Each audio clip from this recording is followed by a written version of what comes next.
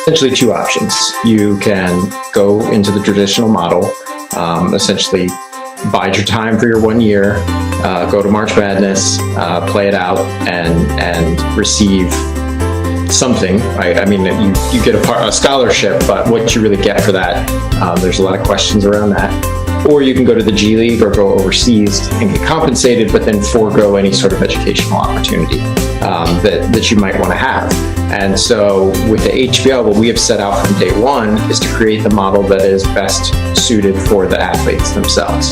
So eliminating that false choice between compensation or education, and instead bringing a model together that allows them to have both compensation and education.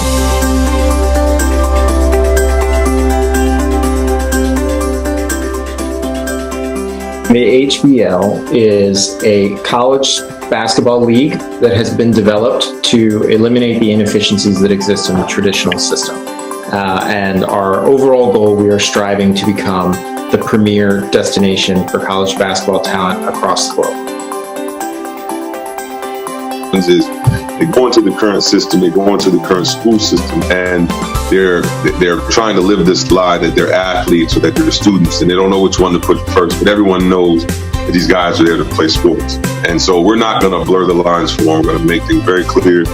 You know, we're going to compensate them on the basketball side. That's going to happen in the summer, and then during the winter and spring, it's where we're going to invest in you, invest in your personal development, your education, your skill development, get you stronger, get you adjusted to living away from home, and help you prepare for that next step, which is the NBA. But one of the things that's very near and dear to me is really, I work with a lot of athletes and helping them when they're either thinking about leaving the game or they've left the game, and helping them really with the rest of their lives and what they do next. And what's really appealing to me about what you're talking about with the HBL is that I like how you seem to be preparing them even as young as 18 for, and I don't want to say life after basketball, because when you're 18, 19, 20, you're not thinking about what's happening when you're 35. That might as well be 135, right? But there are things happening that they may not even notice is happening, that they're picking up as learning to become professionals. And that's what I really like about this, is that there's not just solely the focus on the orange ball, but it's also on what goes on surrounding them. Right.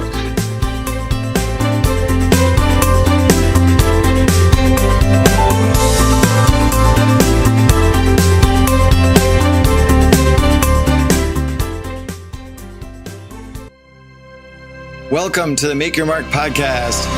Hey everyone, I'm Mark Moyer, author of Win Again, speaker, career coach, and business advisor. And I help athletes, executives, and entrepreneurs reach their fullest potential. What you're going to be hearing in every single episode are conversations with athletes and other sports-related influencers. And we'll be offering you the insight that you need to succeed in life, including advice that will let you jump past your competition, whether it be for a great new job or taking your business to a much, much higher level. Make sure to connect with me on social media at Mark Moyer Coach, and go to my website, markmoyer.com, to get access to the tips and strategies that my coaching clients get directly. If you're looking for ways to make your mark, send me an email to mark@markmoyer.com and I'll get you going right away. Thanks for joining me today. It's going to be an awesome episode.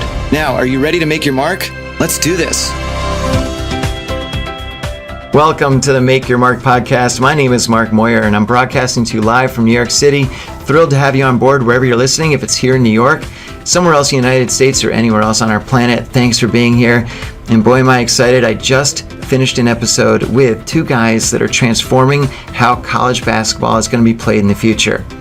I have Ricky Volante, who is the CEO and co-founder of the Historical Basketball League, the HBL. What a great guy. An amazing story. And David West was also on.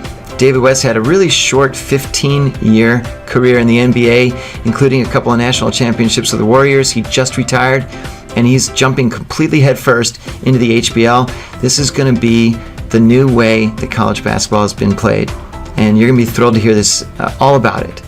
But before you do so, make sure you subscribe to this podcast on Stitcher, iTunes, YouTube, Spotify, however you're getting it. The Make Your Mark podcast has amazing guests, great episodes. Make sure to check those out. Also, go on to my website, markmoyer.com, anytime to get access to great content as it pertains to taking your business and your career to a whole new level.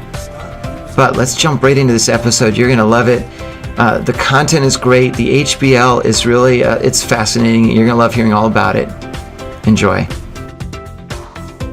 Welcome to the Make Your Mark podcast. My name is Mark Moyer, and I'm pretty damn excited to have a couple of guys on board today who are, what I believe, going to be launching something that's really going to be amazing going forward. And I'm going to not ruin the surprise and tell you what it is, but instead introduce these two gentlemen. I've got Ricky Volante, who's the CEO and co-founder of the HBL, and they'll tell you what that stands for, and David West, who played 26 minutes in the NBA, and maybe 27, and we'll talk about that as well. Welcome, gentlemen. Thanks for coming on the podcast. Thank you for having us today, Mark. Thank you. Thank you. My pleasure. So a lot of what we're going to be talking about today is the Historical Basketball League and what its mission is and who it's trying to bring in and really what the goals are. But before we do that, I'd love to get a quick little, maybe minute or so, a bio on each of you. I know that yes, you're both very accomplished in what you've done in the past, but really what we're focusing on now is how you're going to bring that into the HBL and really taking it, leaps forward. So first of all, we'll start with Ricky. Tell me a little bit about what you've been doing and really what prompted you to want to get involved with this, and maybe also a little bit about your background. Yeah, so I'm an attorney by trade. I have specialized in issues related to sports, film, and music. I've been doing that now for the last 4 years or so.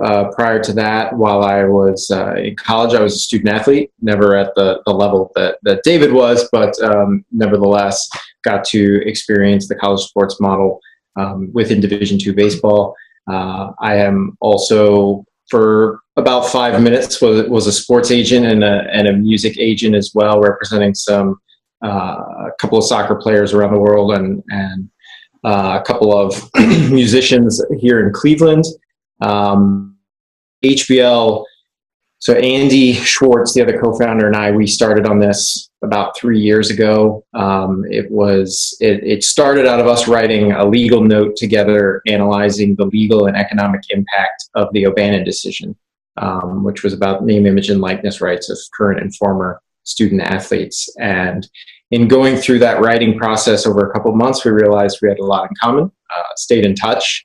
He shared with me what was in its original iteration, the beginning and founding document for the HBL. And I was the first person to tell him not only that I think he was not crazy, but I was willing to put my name to it and work with him on it. So that was how a little bit about me and how the HBL started about, like I said, 3.5 years ago now. Well, and we'll jump into much more of that in a few minutes, but that's a great synopsis. Thanks. And David, tell me a little bit about what, not just the basketball part of things, but I also know you do some other work. So let's touch on that. Quick. Yeah, I'm David West. Had a brief 15-year NBA career. Finished it off with the last two championships with the Golden State Warriors. Maybe about 8 years ago, got serious about preparing for life after basketball. So I dabbled in real estate, dabbled in some other ventures, some investment in Africa. Then, toward the end of my career, started to make some decisions about what I wanted to do. Maybe a week or so after I retired, a mutual friend by the name of Luke Bonner reached out, connected me with Ricky and Andy and Keith, Mecca, the other guys on the HBL team. Next few months, we, discussed things, relationships, plausibility of the idea of this concept of the HBL, and I decided to join the group. But again, this is a part of a journey. I used to wrestle with the decision of whether or not to go right back into basketball, whether or not I wanted to coach. But I think what the HBL has provided is an opportunity to sort of, work in the executive side, which I'm really interested in. Work again in terms of the corporate structure of the group. and the development of a business. These are things that I'm definitely interested in. So I guess I'm killing two birds with one stone, because I stay in basketball. I get to engage in something that I know well, and I love being a part of the basketball family. And then also having an opportunity to engage in the business side of things and help grow the business. Well, that's great. And so going back even further, you graduated from Xavier, correct? Or you attended Xavier? Yes. Now, when you were there, was there any of that thought process that a lot of the students have now, the student athletes have now, of, geez, we're doing all this stuff to gain prominence for our schools. We're sort of suffering because of that in an extent. I mean, did you notice it back then, or not too much? No, when you're inside of it, inside the bubble, you don't necessarily feel it. And we didn't. I know I didn't personally. It wasn't until later. I remember when the football stuff went down with Ohio State, and the punishments that some of the guys were getting. And then, as the revenues began to creep up in terms of what the NCAA does in March, my views about whether or not, to compensate players and the disadvantages of the system, outweighed, sort of the outcomes that I saw. And then particularly being in the NBA and experiencing young guys come in year after year, not feeling like they were as prepared as they should be, particularly that they spent, all this time and effort and energy at universities. That's what sort of piqued my interest and got me on the other side. That's great. So Ricky, tell me a little bit about, if someone says, well, what is the HBL? And we'll talk about the elements, but how do you describe it in, sort of 10 seconds? Yeah, so the HBL is a college basketball league that has been developed to eliminate the inefficiencies that exist in the traditional system. And our overall goal, we are striving to become the premier destination for college basketball talent across the globe. That's great. And so let's say I am at one of the top high schools or I'm at Chaminade, or I'm somewhere, I'm a senior and I'm thinking, geez, or maybe I'm junior still and I'm thinking, well, where am I going to go to college next? What should I do? And then poof, here comes along the HBL. And what's the appeal to me of tell me a little bit about the process of maybe bringing me into the fold as a student, and what are my options going forward? Yeah, well, maybe I'll touch on the business side, and I'll let David touch on more the basketball side and how that we will actually interact with those sorts of recruits. So, on the business side, for a prominent college basketball player, which we'll talk a little bit about Zion, just because he's the one that everybody thinks about right now. But obviously, he's a unique and special case. So this by no means applies to everybody. But an individual such as Zion right now has essentially two options. You can go into the traditional model, essentially bide your time for your 1 year, go to March Madness, play it out, and receive something. You get a scholarship, but what you really get for that, there's a lot of questions around that. Or you can go to the G League or go overseas and get compensated, but then forego any sort of educational opportunity that you might want to have. And so with the HBL, what we have set out from day one is to create the model that is best suited for the athletes themselves. So eliminating that false choice between compensation or education, and instead bringing a model together that allows them to have both compensation and education. The salaries, to get that out of the way, the salary range we're talking about is $50,000 to $150,000 per season. Plus they have a 5-year fully guaranteed scholarship, which cannot be revoked for injury, for athletic performance, for anything except for if you fail out of your classes. That's about the only way that your scholarship gets pulled. And even if a guy like Zion comes into our system for a single season, the remainder of those 4 years on his scholarship awaits him if the day ever comes that he wants to go back and complete his degree. So regardless of the institution that you're interested in going to, you can still go and get your education from that university in our model, while also having the economic opportunities that you get by playing in the HBL. Plus, the other side of it is you can sign endorsement agreements or sponsorship deals and monetize your name, image, and likeness, and have an agent represent you in those matters in our system. And honestly, that can be worth substantially more than that 50 to 150K if handled right. So that's a big plus. And in terms of the game side of things, David, what are we offering them? Well, you're offering them a basketball development process that we know isn't up to par. From my experience, right, guys coming in the league being underdeveloped, it being something that's whispered about, and we really seek to address it. We're going to create a basketball environment that's conducive to a pro environment. So they're going to play, I think it's 22 games if we roll with the 12 teams plus playoffs. So it's a pretty condensed schedule, particularly for college guys.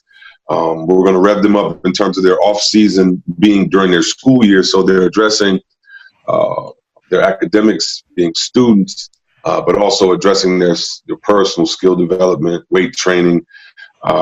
There's certain ways that we're not going to reveal all our secrets, but there are certain things we're going to do to make sure that these guys are getting as prepared as they possibly can, interacting with the people that can best prepare them for the next step, and really not playing the pro game with this amateurism versus pro, because what happens is they go into the current system, they go into the current school system, and they're trying to live this lie that they're athletes or that they're students, and they don't know which one to put first. But everyone knows that these guys are there to play sports, and so we're not going to blur the lines for them. We're going to make things very clear. We're going to compensate them on the basketball side. That's going to happen in the summer. And then during the winter and spring, it's where we're going to invest in you, invest in your personal development, your education, your skill development, get you stronger, get you adjusted to living away from home, and help you prepare for that next step, which is the NBA. And in terms of the coaching that you're hoping to bring in, I mean, that's obviously essential, right? And I'm assuming you're coaching more of an NBA style. Yeah, and the thing about it is, people want to coach, guys want to coach. We have to make the opportunity. We'll find quality people that want to be a part of this, that want to guide young men, that want to coach and develop themselves. I don't think that'll be a problem. I mean, there are a bunch of, I've got great contacts at the NBA level. I know a lot of the up-and-comers, the guys who are on the cusp, and we're going to be a great place, again, for that level of coaching and that level of professionalism. That's great. So what is the goal right now in terms of, let's say, you need to do obviously a lot of things to do right now. One of them is to bring in the colleges, the universities that want to be a part of this, right? And then that's interesting because is there some sort of, if I decide to play for one of the teams, and we'll talk about how what the model is in a minute. If I want to play for one of the teams and I want to attend the university of whatever it is, wherever, Arkansas or something. Mm-hmm. Now, is the NCAA going to be kind of ticked off at the University of Arkansas for accepting me to go just take classes there? Yeah. So that's a great question. And that's where, a lot of people think of the NCAA and think that there is some of these retributive actions that they'll be able to take against institutions. But at the end of the day, the NCAA only has power over the athletic departments of these universities. And for the most part, they're on every single campus almost. There is a disconnect between the academic side of a university and the athletic side of the university. Right. At the end of the day, these institutions are in existence to educate people. And from a legal standpoint, there are protections for our players and for us as a league that your hypothetical there's really nothing the NCAA can do. It would be violations of the civil rights of our individual players if they were to try to step in and say, you cannot accept this player because they play for the HBL. It would also then be most likely a civil rights violation by the institution itself if it were to actually take that action. Okay. But I don't even think we would get to that point. The institutions, for the most part, at least none that I've spoken to or any professors or deans that I've spoken to have even suggested that would be on their radar, because at the end of the day, if they accept one of our athletes to come into their system, whether it's for a year or for 5 years, you have someone who has significant earning potential over the course of their life that is going to represent that institution in a meaningful way, whether, again, it's for 1 year or for 5 years. So the academic side of an institution has really no benefit to rejecting or declining one of our players to come onto their campus and into their university, because it's going to be a wealthy individual, whether it's just through our salaries and they go into life after basketball, or if they happen to be the next David West and they're earning tens of millions of dollars a year, that's probably someone you want donating back to your institution when the day comes. So again, the development and the academic representatives of these institutions shouldn't have any issue with our players.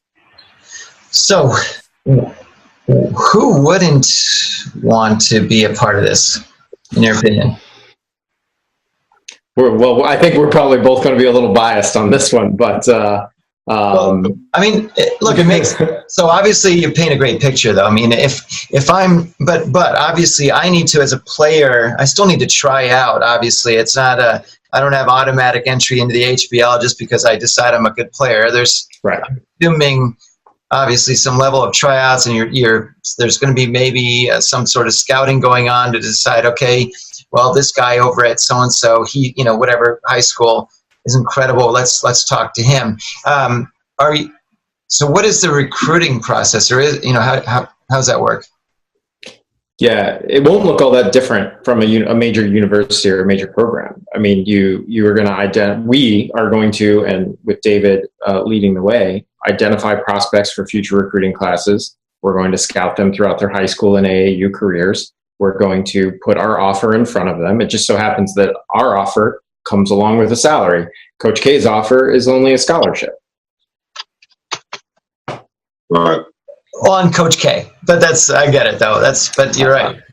I'll just to interject. I'm going to brag about David for a second here. There's one thing that he can say that Coach K, Calipari, Boheim, and Roy Williams combined, they have 0 appearances in the NBA. Good point. Well stated. And they have less than 26 minutes of playing time. That's right. That's great. Very funny. So maybe David will show up with his rings on each hand too. Like that. And they're pretty big rings. Now, so with that said, let's talk a minute about the model here, because it's pretty different than anything else that's out there right now. And both of you can chime in on this, but if I'm curious about, well, gee, am I going to go play with the New York whoever's or the LA whoever's, or how's that going to work? I'll start. Well, it's quite simple when you think about it. So what we've done is we've just swapped the timing of it. Our games are going to be in the summer. And if you think about summertime, kids out of school, so our demographic will be a bit younger. We want to have an environment where parents can drop their 13, 14, 15-year-old, 16-year-old kids off the games for a couple hours, feel safe, come enjoy some summer basketball, right? There's no stress of school or anything on both sides. So our demographic is going to be a bit different. We also, again, moving out of the summer into the fall, we're addressing these kids as now students because they shift. We want to provide multiple educational tracks for them. So that'll be 2-year, 4-year, vocational, technical, community colleges, whatever educational track that student, our academic advisor, and that family feels is most beneficial for that student. During that period, they'll train, they'll get one-on-one instruction, they'll get development instruction, and then in December or so, during winter break, our desire is to take 2 all-star teams on an international journey, let them play international teams, let them get exposure to international markets, bring those guys back home, start their second half of the year, similar to the first, personal skill development training.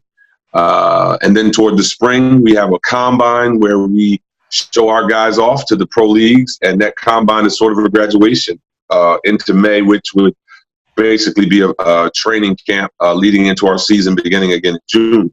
Again, our model is going to be based on an NBA system, so NBA minutes, NBA timing, NBA pace, shot clock, rules. So they're going to get the full Monty. And then the other benefit of the model is that the particular style of basketball doesn't exist. So there's nowhere you can go and watch guys who are not in the NBA play by NBA rules, which is something that we haven't talked about much. But it is it's a dynamic of the game, because just by virtue of the rules, it'll be a much faster game. So I'm interested to see how fast these young kids can actually play at that pro pace. So if you're looking at a player, somebody wants to come into the league, or people are questioning how it's going to work, I think when you just think a little bit different, think about the summertime, enjoying the environment, the family. Obviously, we can play with venues and different opportunities during the summer because of the weather. So I think that makes it generally a better opportunity. People are in better moods. Kids aren't in school in the summer. So we're going to take advantage of that. Well, what's interesting, and you didn't mention it yet, but I'm sure it's in your repertoire here.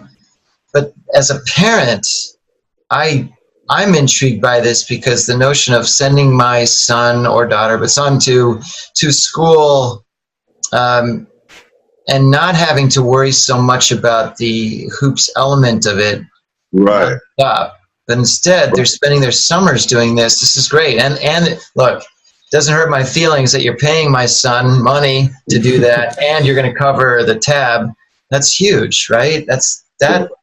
It's because I might be thinking, I love my son. He's a great basketball player. He's got a lot of upside, but do I personally think he might make the NBA? Well, I don't know. I love him, but I don't know if he will. So, you know what? Otherwise, he's going to be fully prepared for life after basketball by the HBL. That's fantastic. That's great. Right, and that's a big part of the model. It's there. See, we're going to fill in the gaps. So right now, you have less than 2% of the guys go into the professional ranks. The majority of college players are going to be in school for the bulk of the time. And what the misnomer is that these guys don't have any value at the time while they're in school, and that's just not true. One of the examples I like to use is Aaron Kraft, who was at Ohio State. Aaron had a great 4-year career. He was one of the all-time winningest players in college basketball history. He had a great career at Ohio State. That was the height of his basketball career, and he wasn't able to fully take advantage of that. In our system, he thrives, he plays basketball, and graduates with $200,000 in the bank. He's had some experience. He's had legitimate academics, because we're not interrupting his school year with basketball travel and missing classes and missing tests. So I think that ultimately, even for a guy who's not going to go on to the next level, but he's a great talent for the college age. The league is very beneficial for those guys as well. Well, and he's got the head start of the $200,000. That helps, right? Right. Absolutely. Yeah. Great. Good. All right. And then the business side of the model. Tell me more about, Ricky, some of the way that from the, let's say, the front office perspective, how are things structured, and how do I understand who my son might play for, and how things all work from that side? Right. So we've set up the HBL to be a single entity. And the most important thing that means is that all the teams are owned by the HBL. All of the players, all the coaches, all of the staff are employed by the HBL, not by their individual team. This model, to some extent, is used in the MLS. So rather than having team owners, you have investor operators who operate the business side of those teams. Where our model diverts from the MLS model is that David and the basketball operations team for the HBL is going to oversee that from a centralized perspective, the population of our rosters, the scouting, the recruiting, the contract offers to our players. All of that is going to be done centrally by the HBL. But so our investor operators, though, will get the opportunity, kind of like a minor league baseball owner, to create the atmosphere, to operate the venue, to have your localized sponsorships and partnerships with local companies that are done, at that next level down. Meanwhile, the HBL will be doing league-wide deals across the board because we own all of the teams. And one of the reasons why, there's a few reasons why we did this. One, we wanted to have stability for the league, which you've seen in particular in the United States over the last 3 or 4 decades, when upstart leagues have tried to challenge incumbents, is that you end up with one person who is very adamant about spending more than everybody else. Right. And generally the result of that is either that team is successful, all the other teams try to spend to keep up with them, and then the entire league becomes unstable. Or in vice versa, that person who's outspending everybody else doesn't know what they're doing. And so they run their personal team into the ground, which still, if any team falls, it creates instability across the entire league. So that has generally been one of the biggest challenges for sports leagues. So, and the MLS did a really good job when they started about being very strategic and very subtle even in their league growth and their league spending at the beginning, so that they could develop a base prior to going. Now, where we're a little different than any other league that's ever started in the US is whereas the incumbent could generally just outspend the competitor. I mean, so when the USFL started in the 70s and early 80s, the NFL had the ability to just simply spend more. And yeah, you'll take your hits. The NFL will take their hits spending more than they want to, but ultimately they have more money than the USFL, and eventually the USFL will run out of money. The difference here for us is that by virtue of the NCAA's rules, they can't outspend us. In fact, they've already reached their cap of what they can offer to players. So that's where for us, we're very confident in our ability to be able to put a better offer in front of these players. And then David, has done such a good job of describing the benefits that players are going to be getting from an academic and athletic perspective with us. But also the league is insulated from the NCAA responding or reacting to this to try to combat what we're doing. Now, is each team going to have effectively, I guess, some sort of a salary cap? I mean, is everybody going to get allocated, let's say, $600,000 of salary to spend, or how's that work? So we are not going to prevent the creation of super teams. So I will a quick side note that's not really related to the HBL, but kind of is. So, Andy Schwartz, the other co-founder, is based in the Bay Area. I'm based in Cleveland. When we started this was in 2015. So every single year that Andy and I have been working on this, the Cavs have played the Warriors in the finals. Obviously that's going to change this year finally. But nevertheless, people continually make the argument in the NBA that the formation of super teams is a bad thing, except all of the economics behind the revenues now that the NBA is generating would show that the opposite's true. The formation of a super team actually generates more interest in the league because then you have 29 teams trying to take down the giant. Or one or two super teams, whatever the case might be. And so it's not something that we have set out from day one saying, we want to make sure that every single team has 2 of the top 50 prospects. We're not necessarily looking to balance it that way. We're looking at it from the perspective of we want our players to be playing in cities where they're comfortable, going to universities that they want to go to. And if that ultimately results in 3 or 4 teams being considerably better than everybody else, then that's how it works out. But I mean, it's going to be ebbs and flows. I mean, there's going to be times where one team's better than the other. And then, David's even talked about the idea and well, we all as a group have talked about the idea of having one team that's exclusively international players. So there's all kinds of ways that we can go with this. And the fact that we've got a clean slate in front of us, again, under the guidance of David, the basketball ops team is ultimately going to place these 120 to 144 players across our 12 teams. So, but I assume it's possible that there won't be a long list of people that want to play necessarily in a specific region, we'll say. I don't want to get specific with city names and so on. But on the flip side, I guess the other thought is, if you're saying that you're paying everybody 50 to 150 in that range, is conceptually the New York team going to be able to pay everybody the 150, and then the team from wherever is going to be forced to pay the other people, 50, or is everybody kind of get the same amount, sort of thing? Well, that's a great question. And so one, just to take a step back with the team. So we've released the list of 20 markets that we're currently assessing. It's on our website if anybody wants to check it out. Each of those markets that were selected, we had three main motivating factors in selecting them. One, we wanted it to be an attractive city to live for an 18-year-old. Two, we wanted to have a high density of universities in that area to maximize the number of choices that they have. And three, we wanted it to be commercially appealing from the league standpoint, so that sponsors would be interested in having teams in those areas. So there really is, yes, New York City, Brooklyn, Miami, Los Angeles, right, are some of the cities that jump to mind that, kids are going to want to live in and play for. But at the end of the day, there's only 10 to 12 roster spots per team. And to your point, there are ways that we can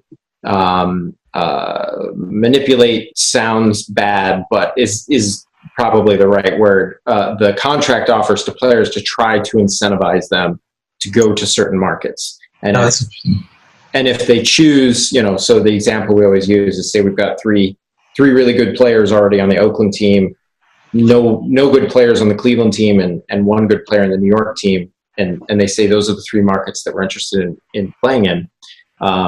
David and I might go back to the kid and to their family and say, for the Oakland team, it'll be $75,000. Here's your contract offer. For the Cleveland team, because we would like you to be there, it's $150. If you go to New York, it's $125 or it's $140 or something like that. Right. And then it's up to the family. We don't push them in any direction. We don't want to be patronizing in any way. Right. So leave it up to, David already said it. It's about being a professional, and having to weigh contract offers is part of being a professional. Right. Yeah. That's fantastic. So do you sense that conceptually over the next few years, as this hopefully grows, does that number increase along with it, or are you trying to think, well, geez, we should still keep it at a certain amount anyway, or what do you think? I'll let David take the first crack. Well, I think that that's going to depend on obviously the growth and how well the league is doing. Our idea is to expand the league as it grows. So, right now we're starting at 20. We want to initially get the first 12, and then grow anywhere from 24 all the way up to 32 teams. So I think once we expand in terms of bandwidth, we can make that decision. There are some exceptions, like say, in 2 years from now, maybe another 2 years from now, there's another Zion Williamson type kid, meaning he's just a high impact kid. Everybody knows he's going to be a consensus number one. Maybe we have to go and offer him a bit more, go above the max, maybe we call it a super max, to get a once in a lifetime type talent to get him in the league, because it will be most beneficial for him and the league. So salaries may shift. And then if I can go back to one point on that last point that Ricky was making. When we talk about the disbursement of talent, we're also going to talk about developing your own identity. So we're going to incentivize guys, right? So the idea that you can go and carry a team, this is what NBA teams want to see. So they want to see you be able to go to Cleveland and carry the weight, as a professional.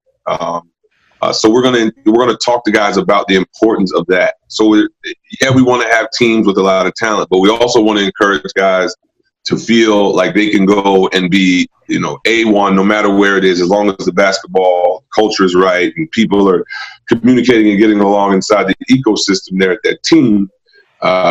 These guys are gonna talent will be dispersed. We'll have some, obviously Miami, right, New York and LA. But we want to talk to guys about the importance of leading the charge, being a leader in your city. Not being a follower in terms of wanting to chart out their own course, particularly early on in their career. You're talking about guys that potentially will be franchise level guys. Guys who The franchise is going to say, hey, we're going to pay you a lot of money to be the face of our franchise for 10 or 12 years or whatever. So the sooner we can create environments where they can prepare for that, I think is the better for them.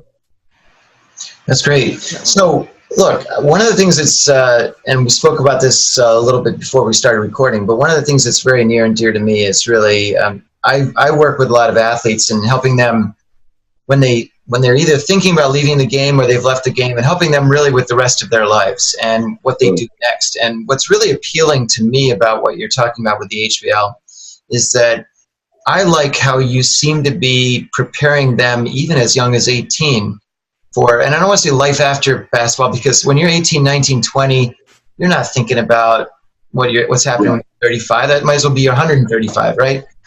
But there are things happening that they may not even notice is happening, that they're picking up as learning to become professionals. And that's what I really like about this, is that there's not just solely the focus on the orange ball, but it's also on what goes on surrounding them.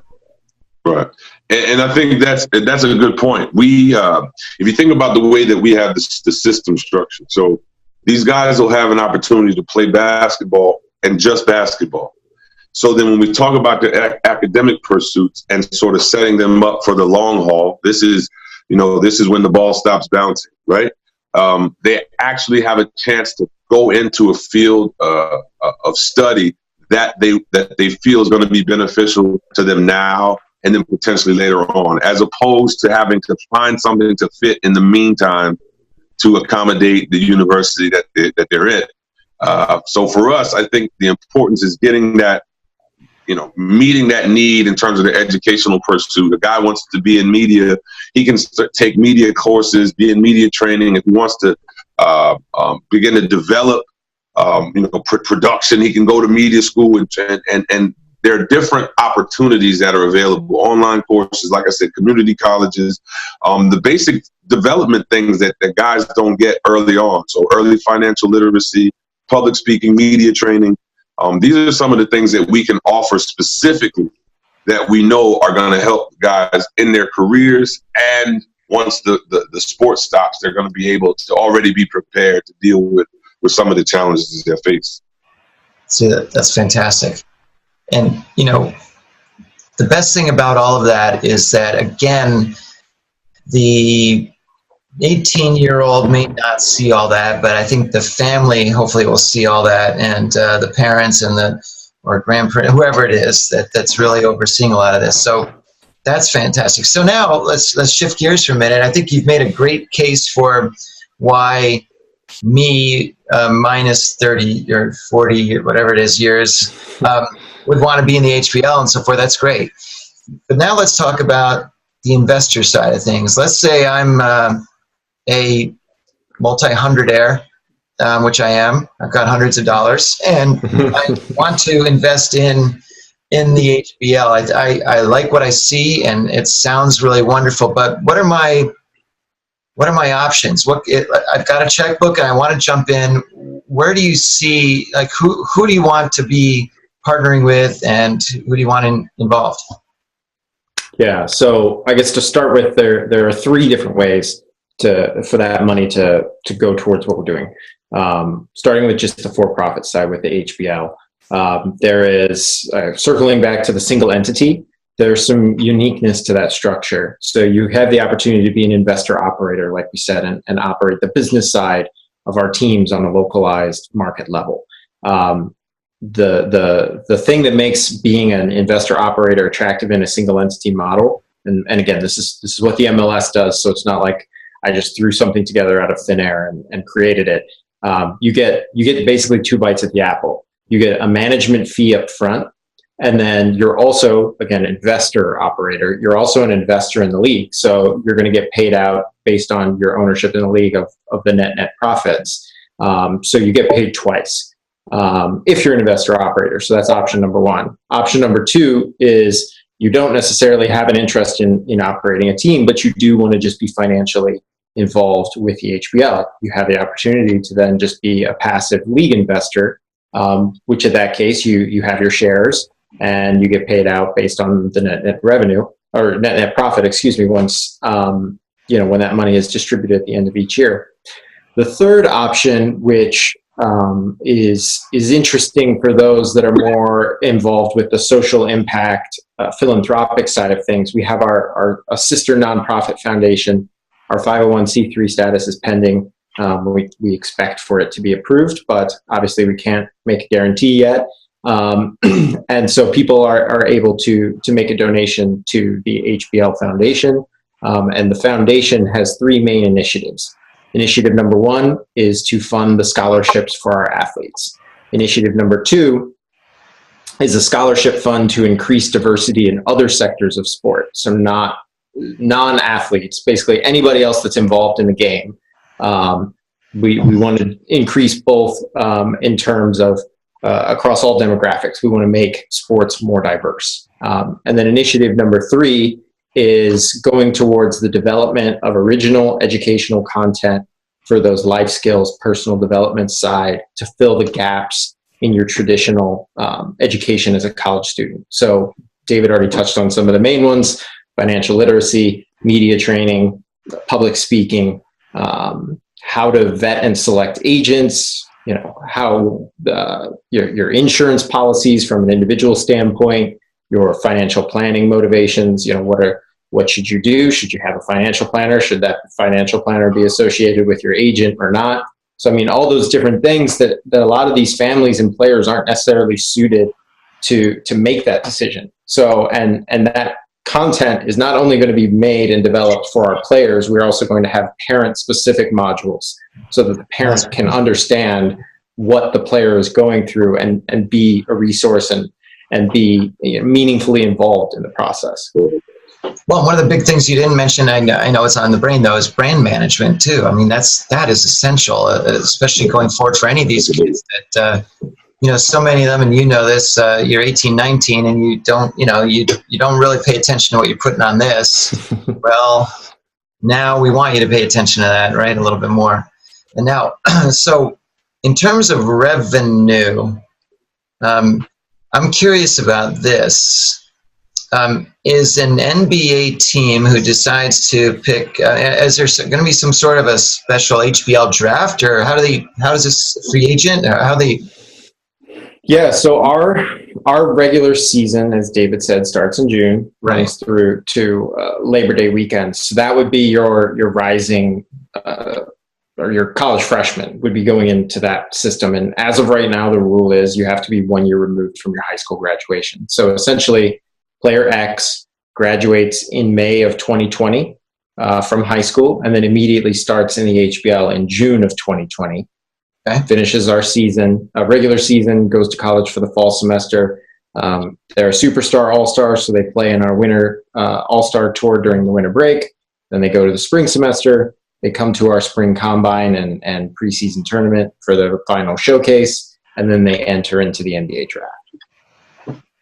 Got it. So is there any way, because you're already paying these kids, is there any way to do it a little bit almost like the soccer, where that you have a hosting fee, or is there any way to really do that, or is that even been a thought?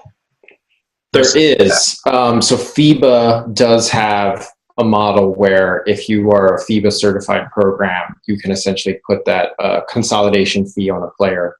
We have no interest in doing that, just to be clear. We do not want, because that could be detrimental. That could detrimentally impact the player if the HBL is saying, and I don't know what the exact fee is right now, but I know it's in the six figures.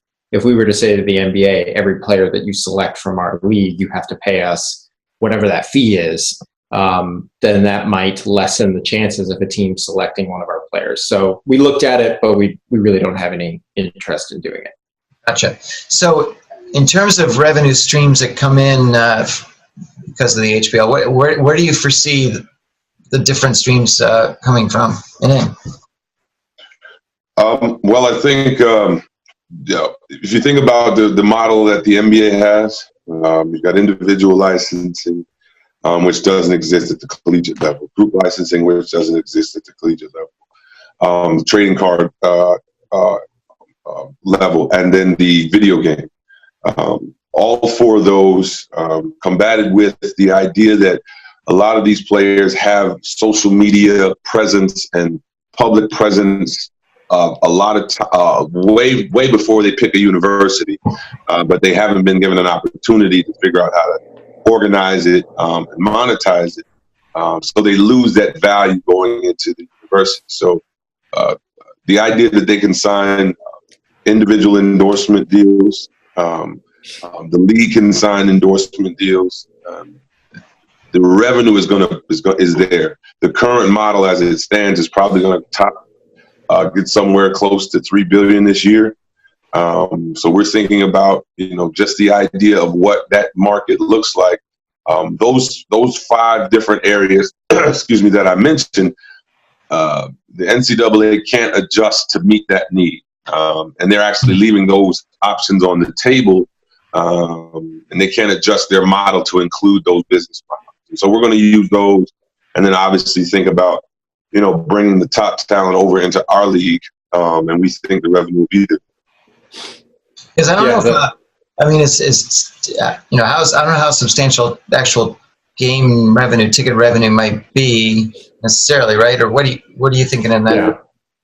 I'm sorry, I forgot. I forgot to mention the digital side. Like, we're not going to go traditional hardline. We're going to go for digital stream. To reach, again, our demographic is going to be a bit different. Our demographic is going to be plugged into the future, so they're not sit on the couch, watch TV folks anyway.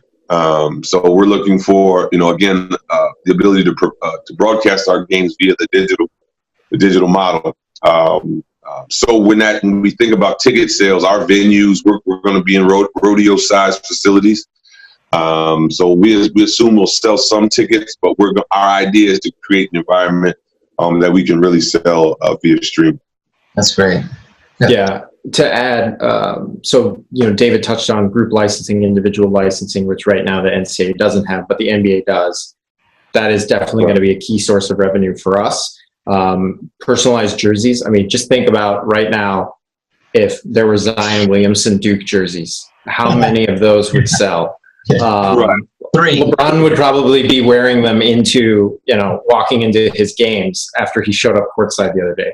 So, I mean, and there have been estimations that Zion individually could generate $7 to $10 million this 1 year while he's in Duke, if he was able to individually monetize his name, image, and likeness rights. So through our system, we have a group licensing scheme which will resemble the NBA, so that our players can do all of those things and receive residuals for their personalized jerseys sold. So obviously that's beneficial to the league, but it's also very beneficial to the player. And to your earlier point, Mark, that $150,000 that they get may end up being tiny compared to what they get from a licensing standpoint. But then also for the league, so streaming rights are very important, naming rights of both the league and potentially our teams. Our apparel partner is going to be a key category for us. But then, the general portfolio that any league goes through, official airline, official hotel partner, the car of the HBL, official car of the HBL, all those various things. We plan to fully monetize them just like any of the other professional leagues do. That's great. So when does this all, I know this is all starting, but what's the plan for getting the first set of players in? The investor operators, I think is what David and I are most focused on. And David mentioned this earlier, the environment that they're coming into. So from a league-wide standpoint, David is the face of our basketball ops. But there's going to be more to it than that. You're going to have who's your head coach, who's the coaching staff, who's the investor operator that you're going to be interacting with in that individual market. So the next domino to fall for us is getting these investor operators in place. We are currently marketing those 20 cities. Conversations are ongoing with individuals and groups that we think are well qualified to operate the business side, but also provide name brand recognition for the HBL, for us to have that association with them. And then the next step after that is to start to just continue to fill in the picture, so that when David goes and sits down with, the top prospect from the class of 2020, and he's saying, well, I might want to go to Cleveland, I might want to go to Oakland, I might want to go to Miami, David's saying, okay, here's the investor operator, Here's the head coach.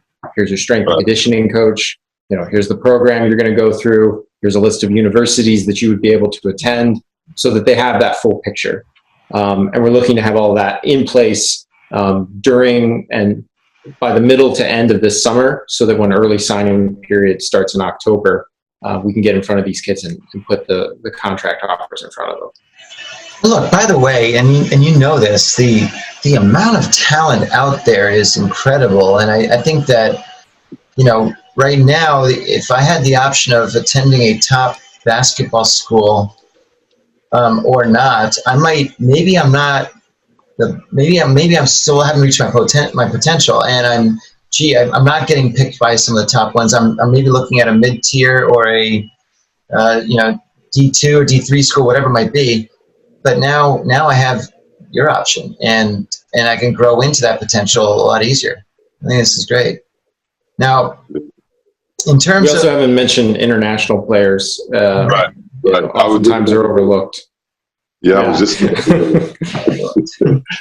That's absolutely. We've done a few of these interviews together, so we generally know where we like to go. I like that. But international players, and also I think the other one, David, is transfers. We haven't even touched on that part yet. Right. Yeah. Go ahead, tell me about that. Well, so when people think of a transfer right now, you think of the transfer portal, changing schools, those sorts of things. Right. But transferring into the HBL does not necessarily mean leaving your institution. So if you're at the University of Florida and you don't want to be a Gator next year, you want to be playing for the Miami HBL team. The HBL could take on your scholarship, essentially replace your athletic scholarship with one of our scholarships. You can maintain your seat at Florida and play for our Miami HBL team in the summers. So it's not necessarily a traditional transfer in the sense that we think of them right now. Now, if a player also, if in addition to no longer wanting to be a Gator, they no longer want to live in Gainesville and they want to go to the University of Miami and play for our Miami team, they could also do that. That's incredible. So with all this said, how does the NCAA feel about all this? Yeah. Honestly, we just have to we can't worry about it. Our biggest thing is the opportunity that we want to create. We want to solely just focus on creating another opportunity, another choice for young athletes who may not want to go down the only hole that they're given. And so it's our job to create that, make it real for them. And we just can't worry about what's in place, because that's going to be there. For us, it's about creating a space where these players are treated more equitably and more fair, and who they are and what they want to be is addressed, in the interim as well. Now, would people say that the G League is it a competitor? Is it how does it compare to what you guys are doing? Well, we're specifically a college basketball league. I think that's the biggest. That's what I've tried to say a few times here now. Is we're specifically a college basketball league, and we're going to deal with 18 to 23-year-olds, 5-year programs, and then we have an expectation of our guys to matriculate on into the professional ranks, whether it is the NBA or a G League or some international league. Right. That's fabulous. So this is all. This is very exciting. I know you guys are both working. I don't want to say around the clock, but almost around the clock to really get this launched and so forth. And I know that you have, and people can see on the website, the hpleague.com, that there's you got a big, really solid group of people behind you. But I also know that there are lots of people out there that don't know about this yet. And once they start knowing more about it, I think you're going to get a lot more support and push behind it. And so it's really just, it's up to get some of the investors in. And once they get involved, they're going to obviously all reach out to their own networks to get the word out. But at face value right now, and I'm just learning about this myself. I hadn't read about you guys yet, unfortunately, beforehand. And now that I know about it, this sounds fabulous. It's I don't see really too many holes in it. It sounds like a great way to go. Yeah, I appreciate that. We're really focused, like I said, on creating the best model for the athletes, thinking about it from their perspective exclusively. And I think that there's going to be some amazing results by making the athletes feel comfortable, allowing them to thrive as both basketball players and individuals. Again, I think the social and cultural change that's going to result from this, I don't even think we can really quantify what it's going to look like right now, but I think it's going to be very impactful overall. That's fabulous. Any last words, David? No, thank you for having us, man. Enjoyed the conversation. No, listen, this is wonderful. I really appreciate you guys being on board. The best of luck with HBL. Again, I like to showcase on this podcast. It's called Make Your Mark, because I like to talk about things in the sports industry that clearly are making an effort to be doing the right thing and the good thing. And it seems certainly that the HBL is falling into that category. I wouldn't be talking to you if I thought it was a disaster. So I think this is all great.